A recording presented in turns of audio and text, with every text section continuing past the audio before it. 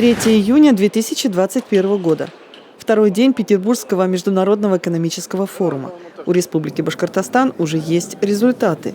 Руководитель региона Ради Хабиров подписал соглашение о дальнейшем сотрудничестве Башкортостана с компаниями «Лассельсбергер» и «Росавтодор». С компанией «Росавтодор» у Республики Башкортостан большой совместный проект – автодорога М-12 Москва-Нижний Новгород-Казань. Ее продлят до Екатеринбурга. А переговоры с послом Израиля дают надежду на открытие прямого рейса из Уфы в Тель-Авив и обратно. Питерский международный экономический форум продолжается, впереди еще много интересных встреч. Это 17-25 тысяч лет назад. Вот например, изображения вот, даже лучше там сохранились вот так. Их много, там 4 таких больших экспозиции. Носороги, мамонты, верблюды, то есть то, что раньше бегало по Башкортостану. И кому не мешали. И видите, один навстречу идет, вот диссиденты даже тогда были, видите, да, все в одну сторону. Вообще поразительная вещь, вот вся семья мамонтов вот идет, и вот этот старый. А этот маленький, упрямый, лобастый такой, космонавт, наверное, вот он идет напротив. Вот это вот тоже, поэтому я очень приглашаю туда, на самом деле, туда заходишь и выходишь это. Почему сохранилось? Обычно же там всевозможную органику используют. Этот художник использовал железистый минерал.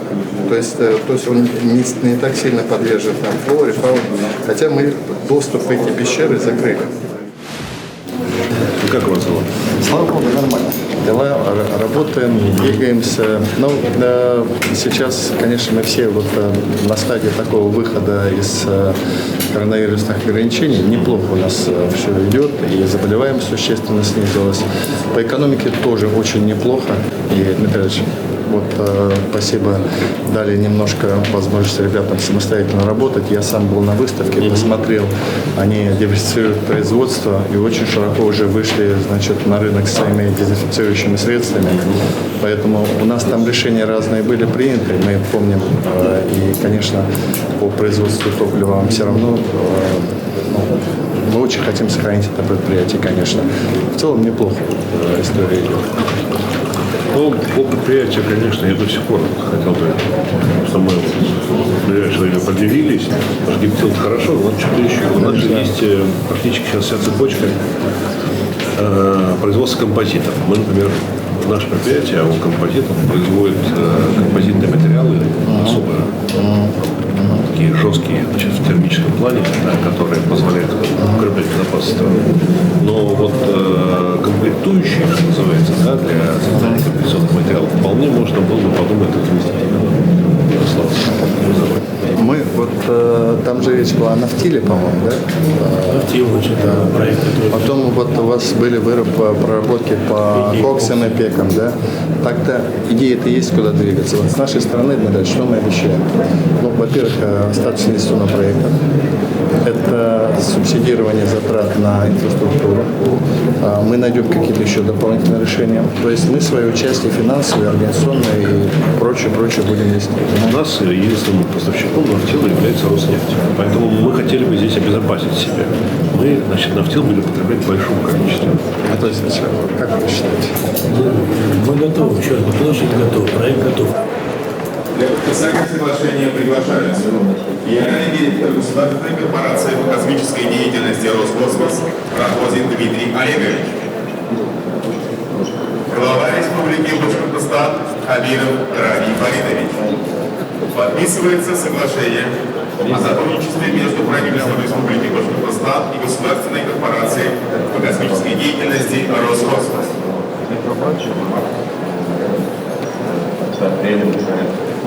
Соглашение подписано.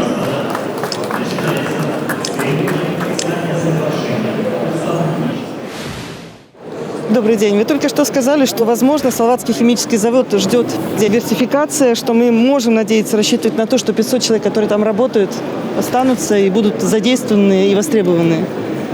Ну, слушайте, до 2025 года мы в любом случае загружаем завод поставками профильной продукции. Значит, это топливо для значит, боевых ракетных комплексов, для ракет космического назначения типа «Протон» и так далее. Проблема в том, что 25-й год он скоро наступит. И возникает вопрос, а что дальше? Именно поэтому мы сейчас и пытаемся определиться. Либо мы развернем там производство других видов топлив, которые потребляются российскими ракетоносителями, и это будет наш как бы целевой поставщик. Либо второй вариант, как я уже сказал, мы там развернем производство композитов, припрегов там, значит, того, что является основой для композиционных материалов. Либо мы сделаем и то, и другое. Но вот именно поэтому сегодня мы договорились с главой республики о создании совместной рабочей группы. И чтобы это решение не было волюнтаристским, мы обязательно привлечем специалистов по нефтехимии, которые в республике есть и которые дадут свои рекомендации. Важно здесь не ошибиться, чтобы этот проект был, с одной стороны, полезен и объемен по загрузке для предприятия, а во-вторых, чтобы минимизировать скажем, риски финансовые. То есть нам надо, конечно, чтобы предприятие приносило прибыль. Сейчас пока оно у нас прибыль не очень-то приносит, но отказаться от него мы не можем, потому что альтернативного поставщика физически не существует. А научный потенциал Республики Башкортостан, ведь без научного потенциала сложно рассчитывать на такие следующие шаги. Вот как оцениваете? Высоко. Уральское отделение Академии наук, которое хорошо представлено у вас в республике, да, безусловно, мы его изучали. Поэтому мы проведем отдельное совещание. Вот сегодня на моих переговорах с главой республики присутствовал наш исполнительный директор по науке, Александр Витальевич Блашенко. Поэтому он тоже обменялся соответствующими координатами. Да, мы будем действовать в этом направлении. Спасибо. Да, спасибо огромное.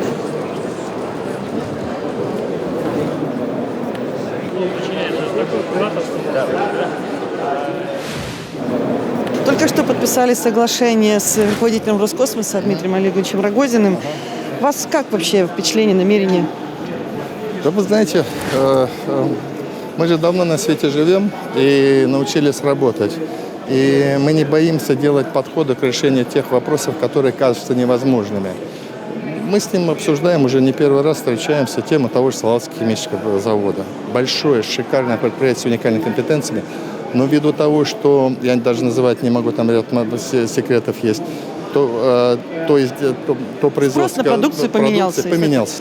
Но остались уникальные химические технологии, поэтому наша задача сейчас просто перегруппироваться.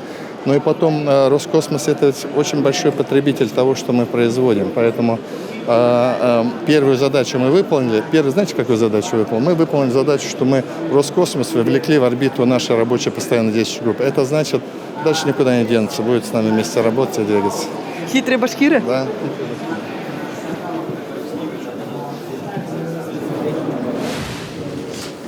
Ассаляму алейкум, ваше превосходительство. Очень рад с вами познакомиться и обсудить вопросы взаимодействия нашей республики с Королевством Бахрейн. 1,5 года назад мы в Уфе принимали председателя Высшего совета по делам ислама вашего королевства шейха Абдулрахмана Мухаммеда Рашида Аль-Халифу. Господин шейх пригласил нашу делегацию в Бахрейн, и мы собирались, но потом случилась коронавирусная пандемия.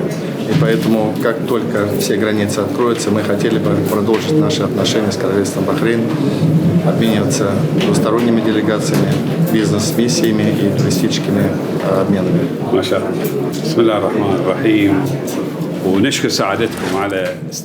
Глава Республики Башкортостан, мы очень рады вас видеть. Несмотря на то, что у вас очень плотный график, вы нашли время и для нас. Это очень почетно. У нас и с Республикой Башкортостан, и с Российской Федерацией прочные отношения в разных направлениях. Это облегчает нашу работу и откроет ворота для сотрудничества.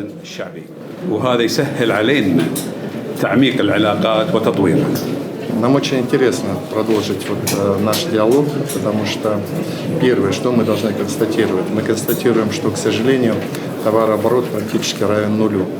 Хотя потенциал существует для товарооборота между Королевством Бахрейн бизнесом и Республикой Башкортостан. В случае нашей совместной встречи уже в Бахрейне мы хотели провести бизнес-миссию сразу, чтобы наши бизнесмены познакомились друг с другом. Структура экономики нашей республики такова, что мы абсолютно уверены, что вы найдете, что для вас интересно. بدون شك البحرين تعتبر أيضا بوابة. Я согласен с вами по поводу товарооборота. Мы предлагаем, чтобы Королевство Бахрейн стало для вашей республики и продукции воротами в Персидский залив. Мы готовы распространять вашу продукцию не только в Бахрейн, но и во все страны залива. У нас единый рынок. سوق مشترك خليجي يتكون من 6 دول الخليجية. Этот рынок состоит из 6 стран: Саудовская Аравия, Кувейт, Катар, Королевство Бахрейн, Оман и Арабские Эмираты. Я думаю, что обязанность государственной структуры заключается в том, чтобы облегчить бизнес-миссию, чтобы бизнесмены обменялись контактами и сотрудничали. Совместная работа позволит строить дальнейшие планы. Не только в торгово-экономическом направлении, но и культурно-гуманитарном. Туризм — это не только наше направление, но и ваша республика этим славится. Я хотел, уважаемый господина посла, попросить разрешения, что по итогам нашей встречи наш министр внешнеэкономической связи выйдет на ваших коллег, и мы начнем тогда определять сроки, дату и структуру нашего визита. У нас, уважаемый господин посол, у нас с 3 по 10 июля, в Уфе, в республике, проходит Всемирная фольклориада. Июля, да? Июля, да. Что я хотел бы попросить? Всемирная фольклориада. И если бы господин министр нашел возможность организовать к нам приезд атташе либо по культуре посольства Бахрейна, либо атташе по туризму, мы были бы очень признательны, и это было бы очень полезно. Уважаемый господин министр, мы хотели подарить такую картину. В арабских странах очень ценят и любят лошадь. Это тоже такой надежный партнер, соратник. Поэтому мы тоже в Башкортостане любим. Мне кажется, вот вы напоминаете о нашей с вами встрече. موضوع هذه اللوحة معروف لديكم. نحن كما في البلدان العربية وكما في بلدكم نحب الكي جدا، والكي تعتبر أيضا جزء من تاريخ تشكيلية، فلذلك نهديكم هذه اللوحة البسيطة. شكرا. спасибо большое. Если господин министр приедет к нам в республику, то мы ему подарим живого скакуна. معاليكم إذا زرتنا للجمهورية راح نوعدك إنه نديك من هاي الشيء. ما شاء الله. شكرا.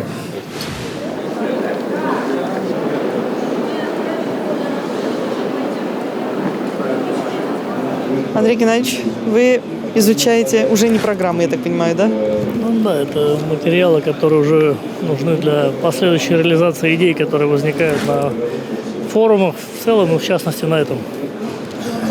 Какие мысли, какие, вот, скажем, векторы движения вперед? Уже мини-итоги можно же подвести? Ну, вы знаете, в общем-то, сейчас уже можно сказать, что те подходы, которые мы вырабатываем с точки зрения позиционирования Башкортостана, они являются очень такими знаковыми. Ну, например, в кулуарах все отметили, что Башкортостан и внешне выглядит как бы один из лучших стендов на питерском форуме, так и по наполнению с точки зрения предложений, направлений развития, которые мы здесь предлагаем. В этой связи надо сказать, что Башкортостан будет, в общем-то, одним из лидеров. Мы считаем, что подведение итогов по национальному проекту, по национальному рейтингу завтра будет, и мы надеемся улучшить свои показатели.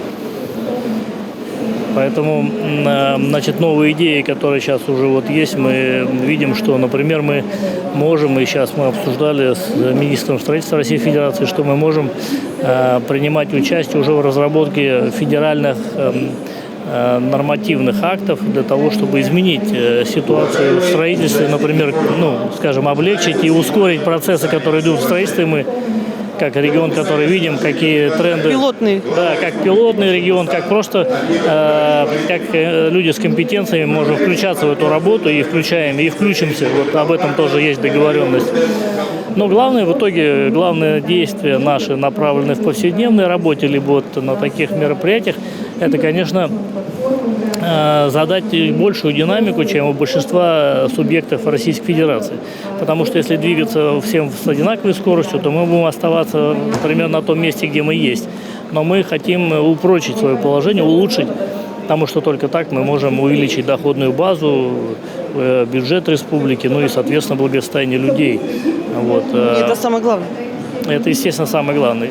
Вопрос не могу не задать относительно заработной платы наших жителей. То, о чем вы говорите, в конечном итоге, это как раз-таки вы же говорите, что это благосостояние жителей повышает, в том числе и уровень заработной платы. Вот какие у нас перспективы в этом плане? Да, у нас в 310-м указе уже есть эта цель. Мы планируем, что не меньше чем в 1,5 раза будет повышена за эти годы, до 2024 года заработная плата повысится. Это, конечно, доход людей, это, в общем-то, он отражается на всем, как начиная от самочувствия наших граждан, их семей, так и на экономике, естественно. Как они, как потребители, могут себе позволить тратить, могут ли они брать ипотечный кредит, чтобы улучшить свое жилье. Вот это все в совокупности, оно и развивает экономику, и наоборот, экономика дает возможность увеличить доходы наших граждан. Мы, конечно, видим своей целью не просто вот это увеличение доходов, мы видим, что это отразится и на том, что наши граждане перестанут уезжать на север на заработки. Это мечта. Это сохранит семьи, это увеличит рождаемость, это, в общем-то, даст просто возможность нам такой более комфортной, более такой семейной, что ли, жизни, которая должна быть. Настоящей. Да, настоящей жизни, полноценной. Вот, это одна из подцелей всей этой работы. Что, спасибо. Есть над чем задуматься. Спасибо. Спасибо. Уважаемые дамы и господа, приветствую вас на церемонии подписания прямого соглашения по проекту строительства платной автодороги «Восточный выезд» из города Уфы. Вступительное слово предоставляется Хабирову Радио Фаритовичу, главе Республики Башкортостан.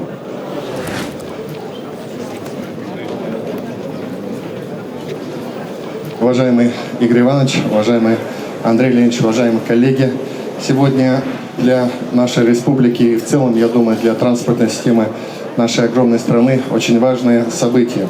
Мы подписываем прямое соглашение по так называемому объекту «Восточный выезд». Это очень сложный технологический проект, 1200 метров тоннеля, пролегающий глубоко, 2500 метров мостовой переход и 13 километров дорог. Для Республики Башкортостан, для города Уфы это важнейшая транспортная артерия, которая в том числе соединяет две федеральные трассы. Уважаемый Игорь Иванович, уважаемый Андрей Леонидович, конечно, такой проект не состоялся бы без вашей поддержки и без вашего повседневного сопровождения. Мы сегодня очень признательны правительству Российской Федерации, которое тоже поддержало нас в реализации этого проекта. Сейчас проект идет полным ходом. На площадке работают более 2000 человек, 150 единиц техники. Поэтому мы полагаем, что к концу 2023 года, максимум первый квартал 2024 года, уфимцы смогут по очень краткой современной дороге достигать и решать транспортные проблемы. Спасибо. Для участия в церемонии подписания прямого соглашения приглашаются глава Республики Башкортостан Хабиров Ради Фаритович, президент, председатель правления Банка ВТБ публичное акционерное общество Костин Андрей Леонидович и председатель Государственной корпорации развития ВЭБ РФ Шувалов Игорь Иванович. Подписывается прямое соглашение в связи с финансированием, строительством и эксплуатацией автомобильной дороги нового выезда из города Уфы, Восточный выезд, между Республикой Башкортостан, Банком ВТБ публичное акционерное общество, Государственной корпорацией развития ВЭБ РФ и обществом с ограниченной ответственностью Башкирская концессионная компания. Документ подписан.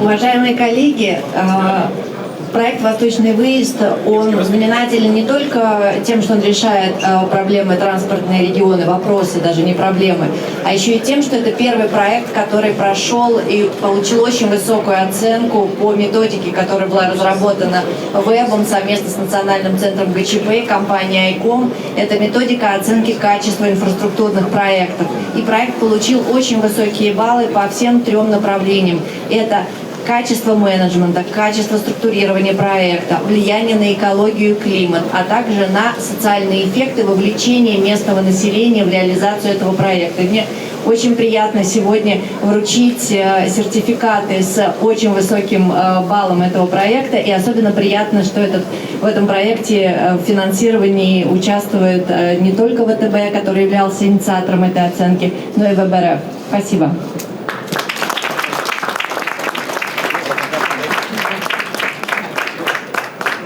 Ну ладно, раз мы решили все секреты раскрывать, я тоже один еще небольшой. Я хотел сегодня от имени жителей нашей большой 4-миллионной республики, Андрей Леонидович, вас лично поблагодарить, потому что помимо участия в финансировании такого большого проекта, компания также поддерживает наше решение о софинансировании, совместном финансировании строительства самого крупного хосписа в Российской Федерации, который мы строим под Уфой.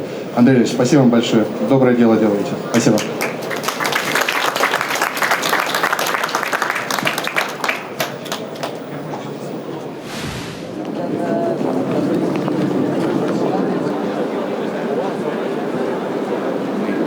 Рафич, а вы пришли на интервью на Россия-24. На России, да. О чем будем говорить? О республике. О достижениях?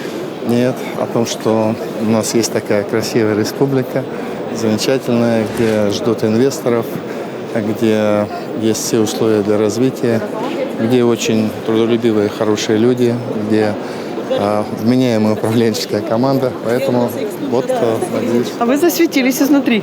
Сейчас. Пожалуйста. Все, куда? Мы ждем. Мы подписали соглашение с Роскосмосом. Во-первых, это касается взаимодействия по поддержке предприятий, которые находятся в контуре Роскосмоса. У нас есть такие предприятия. Ну и вообще Роскосмос – это надежный партнер для наших многих предприятий. Наши многие предприятия для нужд Роскосмоса производят продукцию и поставляют. Поэтому мы с Дмитрием Олеговичем об этом очень подробно переговорили. С иностранными инвесторами мы сегодня подписали соглашение о намерениях по дальнейшему инвестиционному проекту строительству новой линии производства керамогранита на 6,5 миллиардов рублей.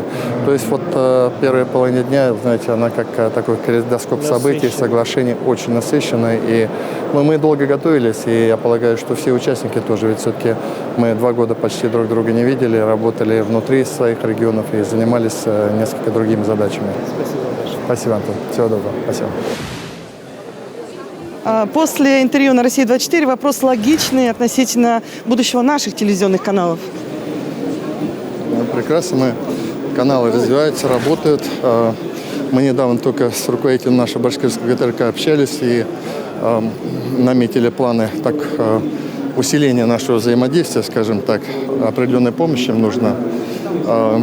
Где-то, наверное, через пару недель я пойду на площадку, где расположен наш БСТ ГТРК. Я хотел посмотреть более внимательно площадку. Вот там как работают люди, да? Как они обустроены там. Там давно, как говорится, мы не вкладывали серьезных денежных средств туда. Вот посмотрим. Пока такие намерения хорошие, пока не буду о них говорить. Хорошее намерение, это я точно подтверждаю. Спасибо.